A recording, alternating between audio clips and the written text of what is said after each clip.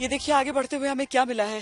ये चट्टान है जिस पर ये चेहरे, ऐसा लग रहा है कि आकृतियां जिन्हें उकेरा गया है। और असल में माउंट ब्रोमो अकेला नहीं है, यहाँ पर और भी मेरे पीछे देखिए, ये भी एक ज्वालामुखी ही मुमकिन है कभी रहा हो।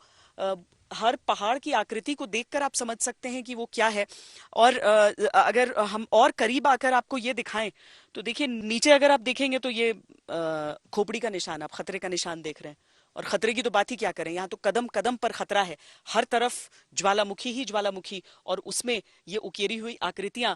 और उनके ऊपर से जो आप देख रहे हैं ना, वो मुमकिन है समय समय पर जो ज्वालामुखी के विस्फोट हुए हैं, इसीलिए वो कोई द्रव्य, कोई पदार्थ, वो सारी चीजें जो इन आकृतियों को कुछ और खौफनाक बना रही हैं। जाने रास्ते में और क्या क्या मिले।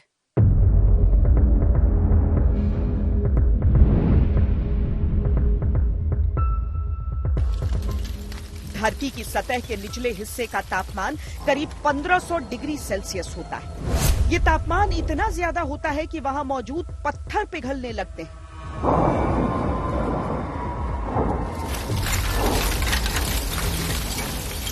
पत्थर पिघलने के बाद एक तरल पदार्थ बन जाता है जिसको मैग्मा कहते हैं। इस मैग्मा के चारों तरफ ऐसे पत्थर भी होते हैं जो सॉलिड अवस्था में होते हैं।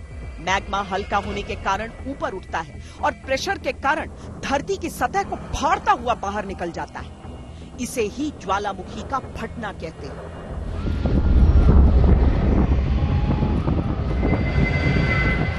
जो मैग्मा विस्फोट के बाद बाहर निकल जाता है उसको लावा कहते हैं। जो प्लेट है जो नीचे जा रही है, तो एक तरीके से क्या हो रहा है कि ये मास कम हो रहा है, वो नीचे चला गया।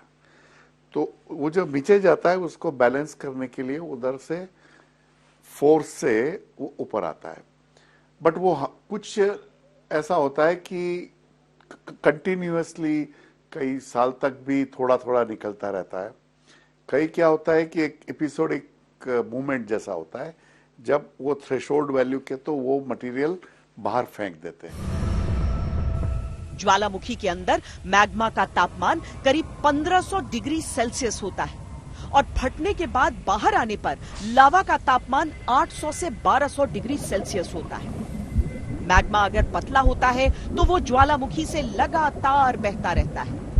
इसमें लोगों को बचकर निकल जाने का मौका होता है, लेकिन अगर वो गाढ़ा और भारी हुआ तो भयंकर विस्फोट के साथ बाहर आता है जिसमें तबाही ज्यादा होती है।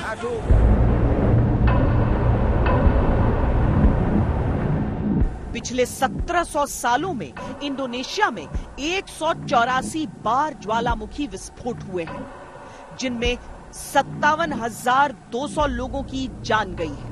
4 अक्टूबर 1815 को फटे माउंट तंबोरा ज्वालामुखी में सबसे ज्यादा 11,000 लोगों की मौत हुई थी।